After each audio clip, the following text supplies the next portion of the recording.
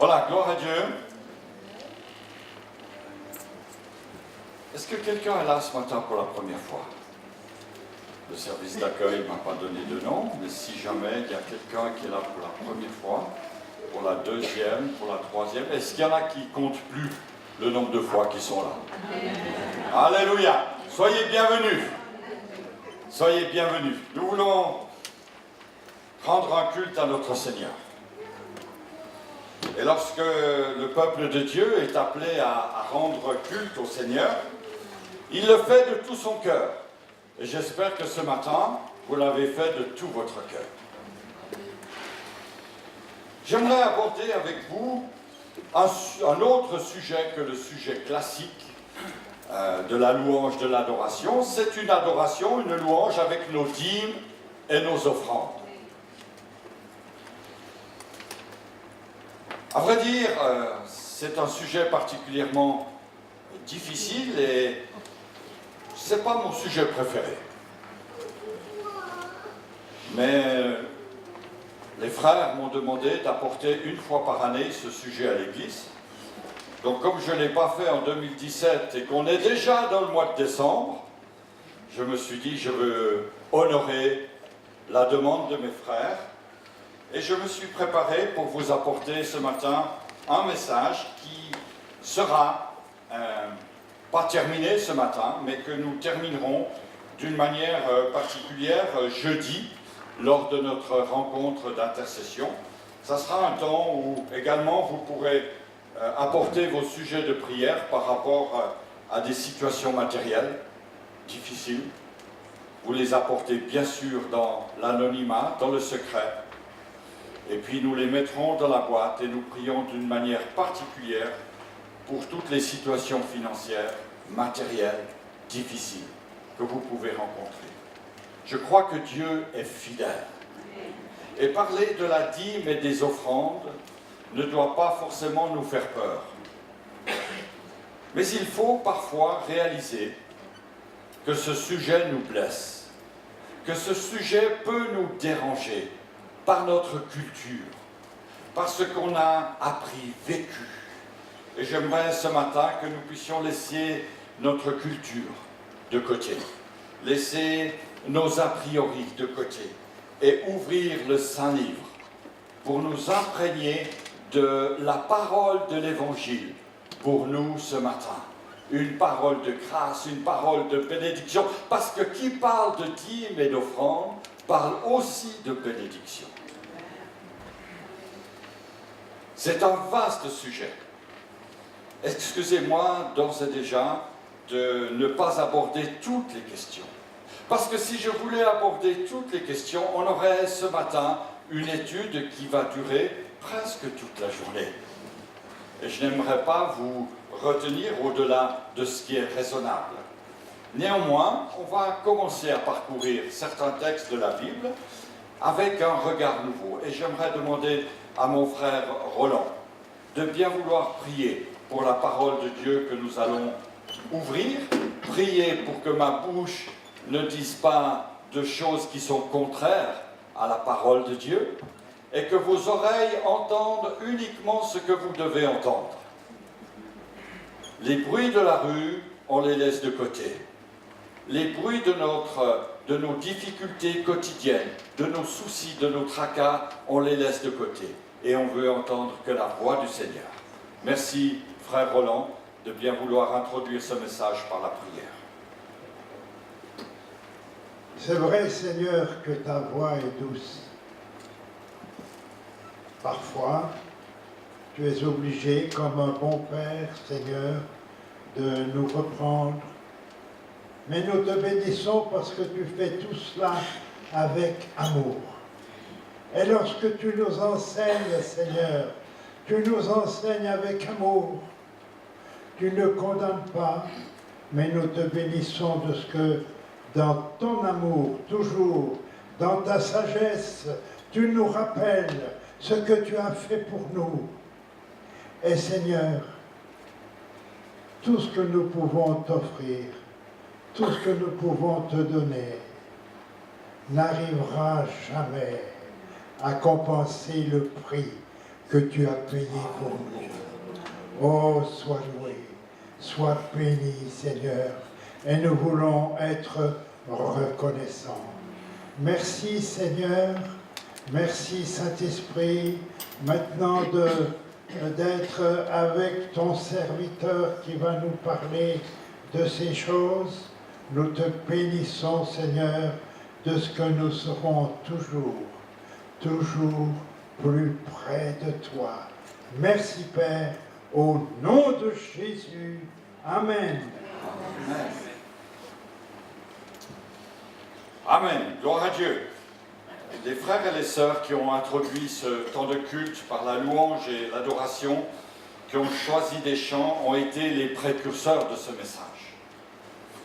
Frère Roland rappelle dans sa prière que Jésus a été celui qui a donné sa vie.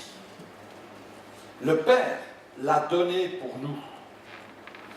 Lorsque l'on parle de dîmes et d'offrandes, on parle de dons. Non seulement de dons de nos biens, mais on se rappelle ce que Jésus a fait pour nous. Car Dieu a tant aimé le monde qu'il l'a donné, qu'il a donné son Fils unique. Il l'a donné. Il y a la notion de don, une notion extrêmement importante pour nous aujourd'hui. D'ailleurs, qu'as-tu, mon frère, ma sœur, que tu n'aies reçu? Tout est don de Dieu. Tout est grâce. Le prophète Ésaïe a écrit « Celui qui est noble forme des nobles desseins, et il persévère dans ses nobles desseins. » Celui qui est noble. Un autre mot pour traduire noble est généreux. Celui qui est généreux. Celui qui est généreux dans ses desseins, forme de généreux plans, et il persévère dans ses généreux plans. Alléluia. Être généreux.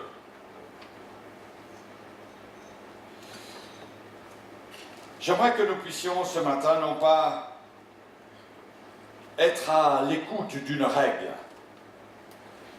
mais plutôt d'un état d'esprit. L'état d'esprit de notre cœur concernant la gestion de notre argent et de nos offrandes. Je parle ici non pas seulement à chaque chrétien, mais je parle aussi à moi-même, au trésorier, au président, aux frères, aux sœurs qui comptent les offrandes, ceux qui gèrent l'argent, ceux qui préparent le budget de l'Église. Que représente pour vous cette somme qui est là devant vous, que vous apportez au Seigneur? Sommes-nous généreux? Toute dîme, toute offrande repose avant tout sur la notion de donner. La Bible nous propose des principes spirituels sur la manière de donner. Et si nous voulons être des économes de l'argent de Dieu, que Dieu nous donne, nous voulons aussi être des donateurs selon le cœur de Dieu. Alors nous comprendrons que beaucoup plus que la somme que nous pouvons donner, c'est une attitude de notre cœur. Apprendre à donner selon le cœur de Dieu. Le Seigneur nous lance un appel concernant l'acte de donner. Il est dit dans Luc 6, verset 38, « Donnez, et il vous sera donné. On versera dans votre sein une bonne mesure serrée, secouée et qui déborde, car on vous mesurera avec la mesure dont vous vous serez servi. » Luc 6, verset 38. Et puis l'auteur de l'épître de Paul aux Hébreux dit en conclusion, dans cette lettre, au chapitre 13, verset 16, « Et n'oubliez pas la bienfaisance et la libéralité, car c'est à de tels sacrifices que Dieu prend plaisir. » Dieu prend plaisir à nos offrandes et à nos dîmes. Il y a dans ce texte trois grandes leçons que l'on peut retenir, qui pourrait être en réalité la conclusion du message de ce matin. La première de ces notions, c'est une exigence, une seule, donnée. Véritablement dans le Nouveau Testament, dans la Nouvelle Alliance, la seule exigence se rapporte à l'offrande. C'est donner. Voilà l'impératif que Dieu nous donne. La disposition du cœur, bien sûr, prime. Et ce que l'on peut dire également, c'est que finalement, les promesses de bénédiction divine sont associées aux offrandes. Et nous allons en parler tout à l'heure. Et j'ose espérer que nous allons en parler de manière équilibrée, d'une manière juste. Faut-il le rappeler aujourd'hui, nous allons facilement écouter des messages, mais vous ne le faites pas, donc je ne devrais pas le dire, mais voilà, il y en a beaucoup qui écoutent des messages sur la théologie de la prospérité.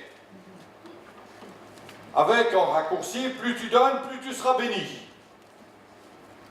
Ce n'est pas biblique. On va en reparler tout à l'heure. Bien sûr, dans notre marche chrétienne, nous devons réaliser que l'offrande à Dieu est une éducation spirituelle. Lorsque j'amène mon offrande au Seigneur, je le fais dans un acte spirituel. Mais bien sûr, le Seigneur nous enseigne dans sa parole à être d'une manière juste, honnête, dans la gestion matérielle de nos biens. Il y a donc un double enseignement, un enseignement spirituel et un enseignement matériel. Et la Bible en parle abondamment. À vrai dire, j'ai été extrêmement surpris du nombre de textes, à la fois dans l'Ancien Testament, mais aussi dans le Nouveau Testament, qui parlent de l'argent, des dîmes et des offrandes. Alors bien sûr, nous avons hérité de nos pères une certaine manière de penser, principalement une manière, une habitude de l'Église romaine, où on ne parle pas d'argent. On ne parle pas d'argent. Malheureusement, nous devons vivre avec l'argent. Et la Bible en parle, ça m'a surpris. Et c'est pourquoi j'aimerais partager avec vous, dans la suite de ce message, quelques versets pour nous encourager à réaliser pleinement le plan de Dieu, l'éducation spirituelle et matérielle de Dieu. Tout d'abord dans l'Exode, au chapitre 25. Dans l'Exode, au chapitre 25, l'Éternel va parler à Moïse et dit, verset 1 et verset 2, « Parle aux enfants d'Israël qu'ils m'apportent une offrande, vous la recevrez pour moi de tout homme qui la fera de bon cœur. » C'est la première parole que Dieu adresse à Moïse sur le mont Sinaï. L'offrande est une éducation spirituelle et matérielle.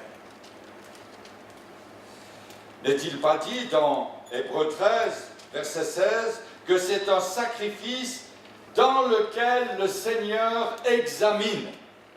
Il pèse nos cœurs, il voit nos cœurs, il voit la manière dont nous apportons au Seigneur nos dîmes et nos offrandes, ou la manière dont nous ne les apportons pas. Bien au-delà de ce que nous donnons, le Seigneur examine nos motivations, nos dispositions quant aux gestes que nous accomplissons. Choisir d'investir dans l'œuvre du Seigneur et non pas dans les valeurs terrestres est glorieux. Quand on donne à Dieu, il y a cette pensée qui résonne au fond de nos cœurs. J'abandonne une part de mes ressources, Seigneur. J'abandonne une part de mes biens à ton œuvre. Le Seigneur nous amène alors à considérer aussi qu'en donnant à son œuvre, on investit dans l'œuvre de Dieu. Et pour évoquer notre offrande, la Bible parle souvent de la semence. Il nous faut comprendre la valeur de cette semence, quelle qu'elle soit d'ailleurs, un grain de blé, un grain de moutarde, une jeune petite pousse de pommier, un plant de pommes de terre. En effet, lorsque nous investissons non pas pour une vision terrestre, mais pour une vision céleste. Et cette semence que j'apporte ici dans mon offrande, réalisons, frères et sœurs, qu'elle va porter du fruit dans l'éternité.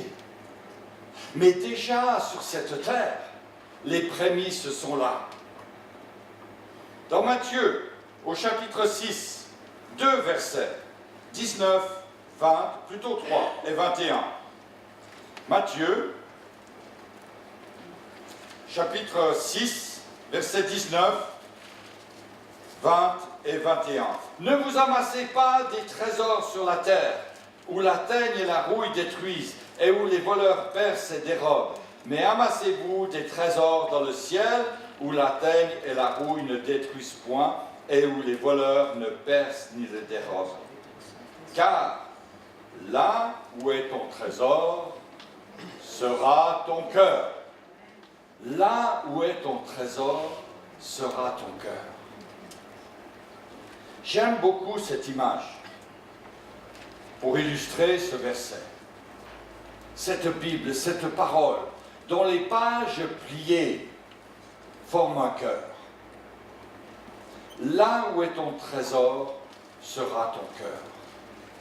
Je pense que certains pourraient faire la même chose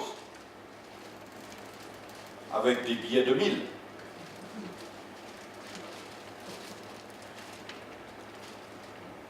Comment gérons-nous les désirs de notre cœur? Comment, où est notre cœur? Est-ce qu'il se trouve dans la parole de Dieu, dans l'œuvre de Dieu? Jésus nous invite avec nos biens matériels, avec notre argent, à investir dans son royaume. Et notre cœur s'attachera à l'endroit où nous constituons notre trésor. Si nous les amassons sur la terre, nous ne sommes bien sûr pas certains de leur avenir. Et en tout cas pas maintenant. La bourse bouge, les valeurs s'effritent. Si vous avez un carnet d'épargne, il ne vous rapporte pas beaucoup, voire même rien. Et même vous aurez des frais à payer. Si nous sommes attachés à constituer des trésors terrestres, nous risquons de tout perdre. Et même si par habilité, par perspicacité, nous sommes de ceux capables d'amasser un trésor ici, un trésor là, mais nous ne prendrons rien le jour de notre départ. Rappelons-nous toujours que Dieu peut redemander notre âme quand il le jugera bon. C'est lui qui décide. Et là, nous savons que nous ne prendrons rien avec nous. Donc le Seigneur nous invite à choisir ces valeurs, qui sont des valeurs éternelles. Elles sont éternelles, ces valeurs. Elles ne sont pas terrestres. Et la question finalement que nous pouvons nous poser, comment et à qui donner? Parce que si nous sommes acquis au fait qu'il faut donner, vous vous demandez certainement, mais comment donner et à qui donner? Et peut-être aussi combien donner? Le Seigneur nous invite à semer. Et quand nous semons dans le royaume de Dieu, nous récoltons les fruits selon le royaume de Dieu. Je ne vais pas semer ailleurs que dans le champ du Seigneur.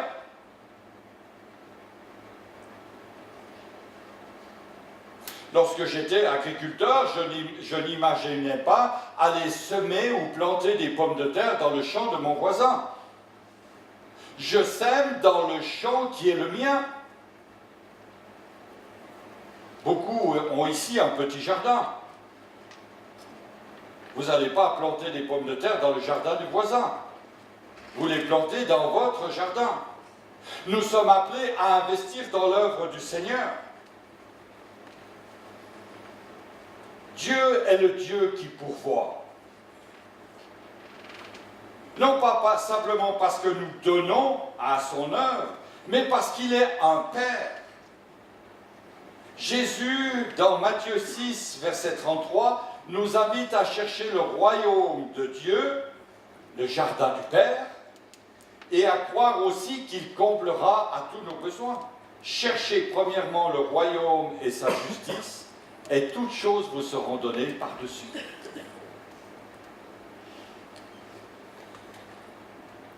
Lorsque nous donnons au Seigneur, nous donnons avec foi et générosité.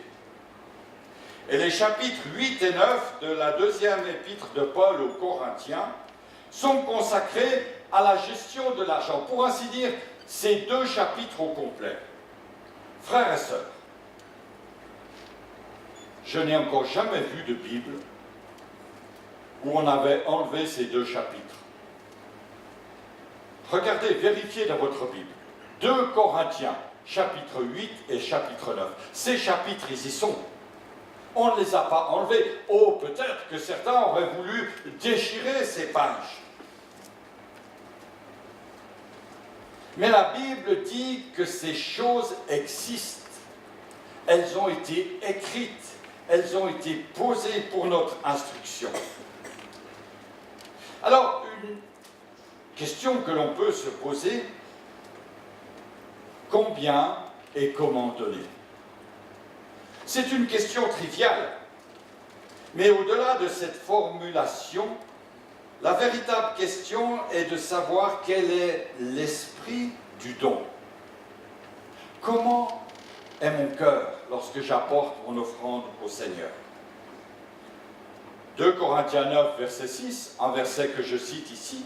« Sachez-le, celui qui sème peu moissonnera peu, et celui qui sème abondamment moissonnera abondamment. » La Bible nous renvoie à notre foi, et non pas notre porte-monnaie. Elle nous ramène à notre foi, à notre générosité, à notre cœur. Si vous semez peu d'une manière spirituelle, vous récolterez peu d'une manière spirituelle. Pour voir les fruits se manifester, il nous faut donc un engagement de cœur, un acte de cœur. Et le fait de semer implique que l'on va obligatoirement perdre quelque chose. On va donner quelque chose. Ce semeur qui est là et qui sème des grains dans son jardin, il va les perdre, il va les mettre dans la terre, ils ne seront plus dans son grenier, dans ses sacs, il les a mis en terre. Il aurait pu les garder. Il aurait pu garder tous les fruits de sa récolte, tous. Que ce soit de l'igname, que ce soit des fruits, que ce soit une céréale, que ce soit un tubercule, il aurait pu tout garder pour lui. Mettre dans son grenier, consommer. Et à la saison venue, là où c'est le moment de planter, de semer, il n'aurait plus rien eu dans son grenier.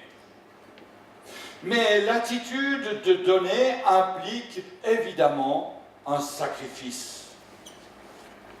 Dieu nous invite à prendre une partie des ressources matérielles qu'il met à notre disposition pour les transformer en semences, en les mettant en terre, pour qu'elles produisent du fruit. Et le fruit, c'est le maître qui le fait pousser, qui le fait arriver. Mais notre acte, l'acte du semeur, est de mettre la semence en terre et de perdre, entre guillemets, cette semence. J'aurais pu consommer ma récolte, mais je la perds, elle meurt. Seigneur, je l'abandonne, je te la donne. Je te la confie avec une vision de foi et de générosité. Je suis convaincu, Père éternel, que tu es le Dieu qui multiplie. Et je mets ma confiance en toi. Ce que j'apporte dans ta maison, Seigneur, c'est pour ton royaume. Bien sûr, parfois, il y a des situations difficiles. Et vous les connaissez aussi bien que moi.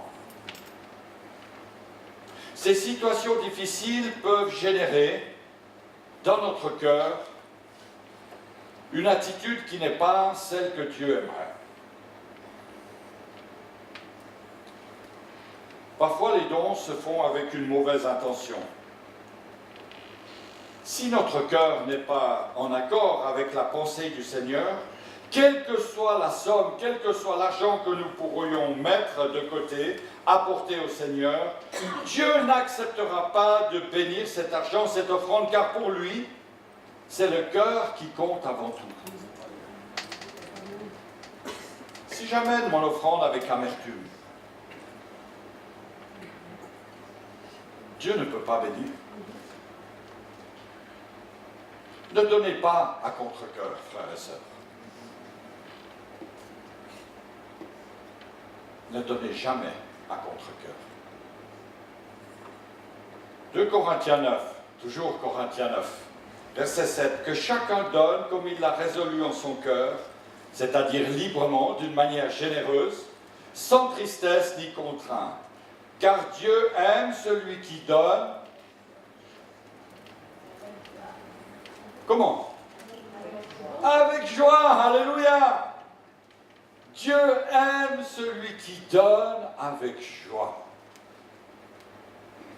Moi j'aime, on ne va pas le faire ici, mais quand on a dans certaines églises les offrandes qui se passent en dansant et en chantant. Les frères et les sœurs amènent leur offrande en dansant et en chantant. Et je me souviens de cette petite dame au Pérou. Non, pardon, en Bolivie. C'était en Bolivie. Qui a amené son sac de pommes de terre en dansant. Elle aurait eu besoin d'une canne pour marcher, mais elle ne pouvait pas porter son sac de pommes de terre et marcher avec une canne. Elle boitait, elle est arrivée, elle a apporté son sac de pommes de terre comme offrande. Ça m'a ému. Elle a apporté une offrande d'amour avec joie.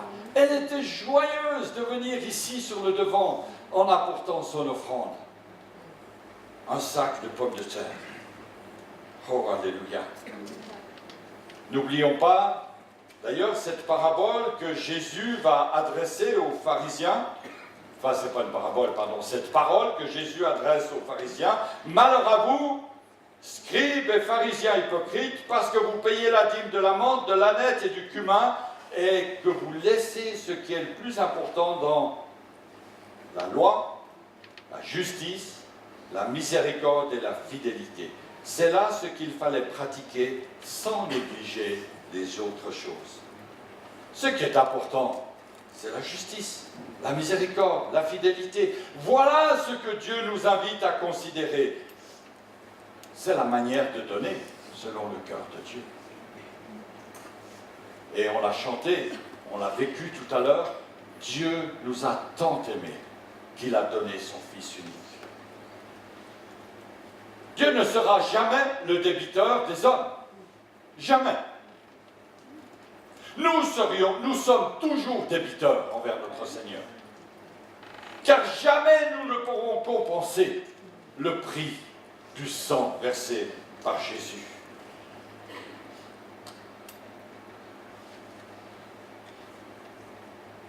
C'est la parole d'ailleurs que Dieu va donner à Job et à ses amis. Lorsque nous lui donnons, il nous donne en retour. Alléluia. Réalisons cela, frères et sœurs. Dieu peut vous combler de toutes sortes de grâces, afin que, possédant toujours en toutes choses de quoi satisfaire à tous vos besoins, vous ayez encore en abondance pour toute bonne œuvre. Alléluia. Quand je commence à semer pour le royaume de Dieu, je rentre dans le projet multiplicateur de Dieu. Ma semence, cette semence que je porte, a une portée spirituelle. Frères et sœurs, l'offrande que vous avez apportée ce matin a une portée spirituelle. Quand je commence à semer pour le royaume, je récolterai des fruits dans l'au-delà. Bien sûr, déjà sur cette terre, le Seigneur peut bénir. Et il va me donner au-delà de tout ce que je peux espérer. Parce que si j'offre une certaine somme d'argent avec mon cœur, un cœur spirituel bien disposé, Jésus voit et Jésus bénit. Alors, concernant cette ressource, c'est bien que Dieu nous donne. Ce salaire que je reçois une fois par mois, une fois par semaine, peut-être. Ma petite pension que je reçois, j'ai trois possibilités. Soit je la consomme, je l'utilise d'une manière juste pour moi, parce que j'ai besoin de vivre, parce que ma femme a besoin de manger, parce que mes enfants ont besoin de manger. Et parfois, je l'utilise même pour des choses qui sont superflues. C'est donc, premièrement, je la consomme, je la mange, je l'utilise. Ou bien je la stocke.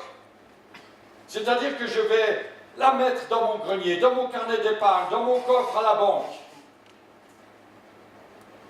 Alors c'est sûr qu'il faut économiser, qu'il faut être juste dans la gestion de ses biens. Mais parfois, il y a un excès. Et l'excès peut être mauvais. Ceux qui ont des semences pour leur jardin savent très bien que certaines semences ne peuvent pas être gardées très longtemps. Après une année, elles ont perdu leur pouvoir. Vous allez les semer, elles ne vont plus rien apporter. Tant que je stocke cette semence, je ne la fais pas entrer dans le projet de Dieu. Et puis, troisième possibilité, je la sème, je la perds, je la donne. Il faut que j'accepte de la perdre, de la donner. Cette ressource devient alors une semence. Et lorsque cette semence entre dans le plan de Dieu, elle entre aussi dans son plan de multiplication. Mais cela appartient à Dieu. Cela ne m'appartient pas. Je ne suis pas en droit de dire au Seigneur ce qu'il doit faire avec la semence. Dieu prend soin de tous ceux qui s'aiment. Dieu prend soin de tous ceux qui donnent. Et nous pourrions ici en témoigner d'une manière fraternelle. Frères et sœurs, j'ai été béni par le Seigneur. J'ai pu investir telle et telle somme, une petite somme, dans le royaume de Dieu. Dieu a béni. Nous n'aurions pas assez de temps pour écouter tous les témoignages. La Bible nous dit toujours dans 2 Corinthiens 9, verset 10, « Celui qui fournit de la semence au semeur et du pain pour sa nourriture vous fournira et vous multipliera la semence. Et il augmentera les fruits de votre justice. » Le Seigneur donne, multiplie la semence à celui qui est généreux. Ce qui lui est confié à notre Seigneur sera rendu par notre Seigneur d'une manière extraordinaire pour être à nouveau semé, consommé, stocké selon la foi de la personne concernée. Qu'as-tu, mon frère, que tu n'aies reçu? Qu'as-tu, ma sœur, que tu n'aies reçu du Seigneur? Tout ce que nous avons, tout ce que vous avez, vient de Dieu. Amen. Et le Seigneur ajoute encore, il augmentera les fruits de votre justice. Une vision généreuse engendre encore plus de générosité et plus de bénédiction. Celui qui accepte de rentrer dans les plans du Seigneur, celui qui accepte d'entrer dans cette vision généreuse, permettra à Dieu de lui faire vivre des choses extraordinaires.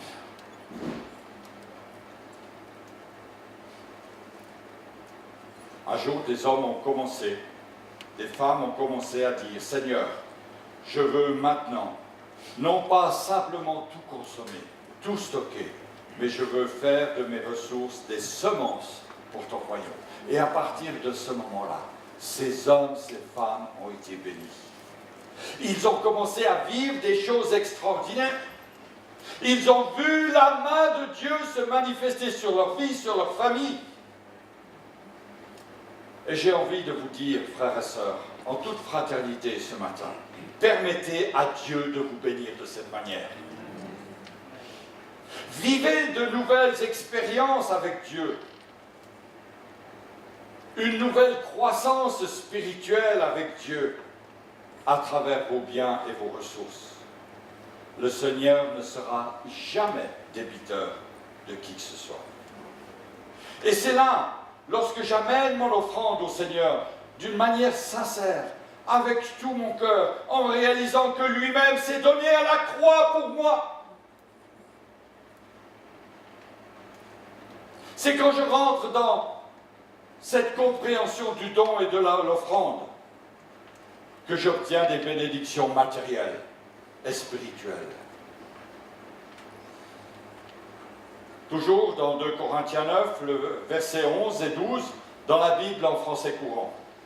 Il vous rendra suffisamment riche en tout temps pour que vous puissiez sans cesse vous montrer généreux. Ainsi, beaucoup remercieront Dieu pour les dons que vous avez transmis à l'Éternel. Car ce service que vous accomplissez ne pourvoit pas seulement aux besoins des croyants, mais il suscite encore de très nombreuses prières de reconnaissance envers Dieu. Il y a quelques mois, nous avons envoyé une offrande de 2625 francs à l'Himalaya, dans la région de l'Himalaya, pour les églises qui étaient des églises, des petites églises qui avaient besoin d'un soutien de notre part.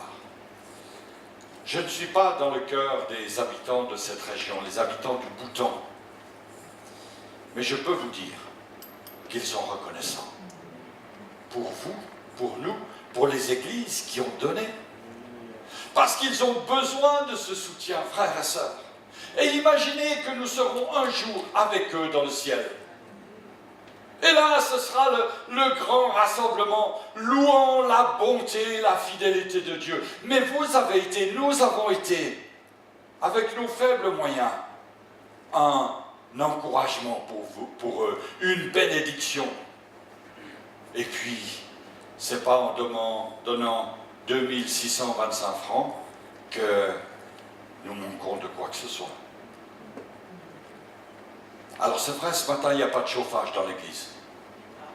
Mais ce n'est pas parce qu'on ne l'a pas payé, c'est parce que c'est en panne. Mais on a de quoi se chauffer, on l'a remplacé par un chauffage électrique. Alléluia! Le Seigneur nous a comblés de riches grâces. Et personne n'est venu se plaindre en disant c'est trop ci, c'est trop ça. Soyons reconnaissants. Dieu nous a comblés de tous ses bienfaits. Et l'apôtre Paul, inspiré par le Saint-Esprit, ose donc parler d'argent et dit que Dieu est capable de nous bénir matériellement. Bien sûr, nous n'allons pas en faire le but de notre vie. Nous n'allons pas marchander avec Dieu. Je te donne 10 francs, Seigneur, maintenant tu me rends 100. Non. Nous semons pour l'œuvre de Dieu. Et Dieu fait croître. Je rentre maintenant ici dans une deuxième partie que je terminerai jeudi, avec des considérations très pratiques. La première, c'est que donner doit être un acte de sacrifice. donner doit être un sacrifice. Et il y a ici tout l'enseignement de la veuve. On trouve ce texte dans l'évangile de Marc au chapitre 12, les versets 41 à 44. Jésus, s'étant assis vis-à-vis du tronc, regardait comment la foule y mettait l'argent. Plusieurs riches mettaient beaucoup. Il vint aussi une pauvre veuve. Elle y mit 2 petites pièces, faisant un quart de sou. Alors Jésus, ayant appelé ses disciples, leur dit, « Je vous le dis en vérité, cette pauvre veuve a donné plus qu'aucun de ceux qui ont mis dans le tronc, car tous ont mis de leur superflu, mais elle a mis de son nécessaire, tout ce qu'elle possédait, tout ce qu'elle avait pour vivre. » Il est dit dans ce texte, Jésus s'étant assis. Cela sous-entend, frères et sœurs, que cela lui prend du temps. Et c'est bien exprimé dans le texte en grec. Il y a une notion de durée. Jésus ne passe pas là par hasard et bing, il voit. Non, il s'assied. Il prend le temps. Il examine, il regarde. Cela sous-entend que Jésus est resté longtemps dans l'endroit des troncs. Il voyait passer les pharisiens, les sadducéens, qui se faisaient annoncer par leurs serviteurs et qui se mettaient bien en évidence alors qu'ils amenaient leurs offrandes.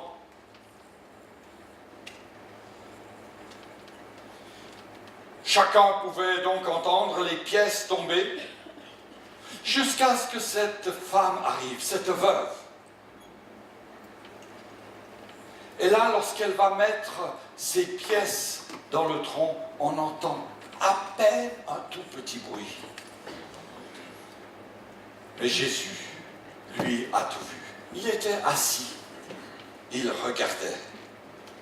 Mon frère, ma sœur, imaginons que le Seigneur s'assoit pendant nos cultes, qu'il est là, à côté de vous, derrière vous. Imaginons cela. Et puis, quand les frères passent avec l'offrande, avec le panier, le Seigneur, lui...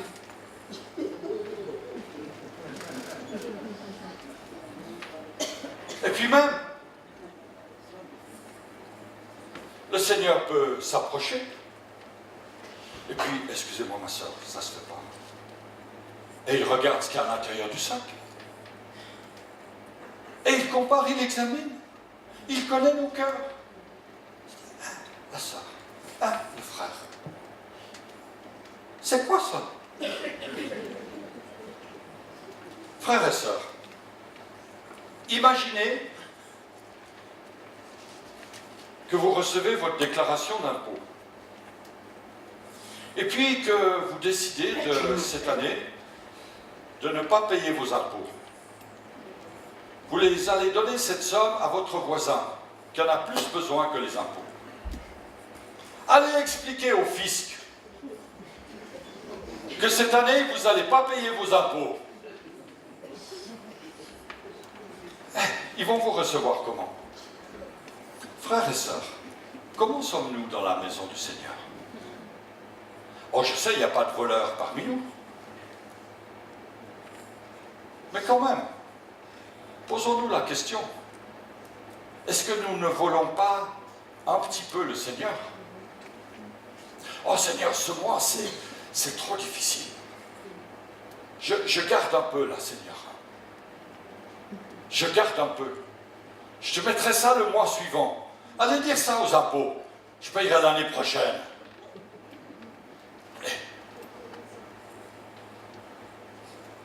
Le Seigneur est fidèle envers nous. Jamais il refuse de nous bénir. Il est toujours là lorsque nous sommes dans le besoin. Et nous retiendrons, comme des voleurs, une partie de l'offrande qui doit venir au Seigneur. Parce que finalement, ne pas donner la dîme, c'est voler Dieu. C'est voler la part qui lui revient. Ou c'est la donner à quelqu'un d'autre.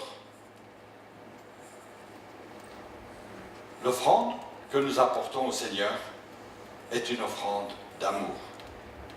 Nous verrons jeudi comment préparer notre offrande, comment préparer notre cœur à la porter, et puis nous verrons également comment la donner.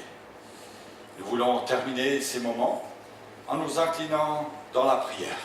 Nous voulons demander la grâce de Dieu sur nos besoins. Et puis jeudi, je le répète, nous prierons pour tous ceux et toutes celles qui ont des situations difficiles, matériellement, financièrement, qui sont dans des méandres compliqués au niveau de leurs finances. Nous prierons pour que Dieu vous donne la grâce de trouver la direction qu'il veut pour vous. Seigneur, nous nous tenons devant toi avec reconnaissance. Merci parce que c'est toi qui nous as tout donné. C'est toi, Seigneur, qui encore aujourd'hui manifeste ta grâce dans nos vies. C'est toi qui encore aujourd'hui, Seigneur, pourvois à tous nos besoins. C'est toi, Seigneur, qui as donné ta vie, Seigneur, pour nous, à la croix du Calvaire. C'est pourquoi, Seigneur, je veux te dire merci et accepte mon offrande.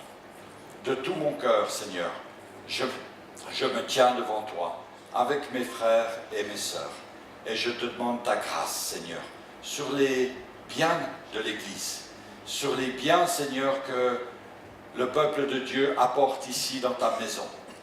Je te prie, Seigneur, pour les trésoriers, pour les présidents, Seigneur, de l'Église, te demandant ta grâce sur eux, la direction, la sagesse pour la gestion de tes biens. Tout t'appartient, Seigneur. Nous apportons dans ta maison de la semence. Donne-nous la sagesse, Seigneur, pour la faire prospérer. Et Seigneur, je te prie pour tous ceux et toutes celles qui apportent. Je te demande, Seigneur, de les bénir, de les encourager, de les fortifier dans leur marche avec toi et qu'ils puissent goûter à la bénédiction qui vient de toi. Seigneur, merci. Merci pour tous ceux et toutes celles qui, ce matin, Seigneur, sont là, dans ce lieu, avec le désir de t'honorer et de te servir. Bénis les frères et les sœurs, Seigneur, qui, sur Internet, écoutent ce message, et que cette parole, Seigneur, qui vient de toi, puisse encore toucher les cœurs, dans le nom de Jésus. Amen.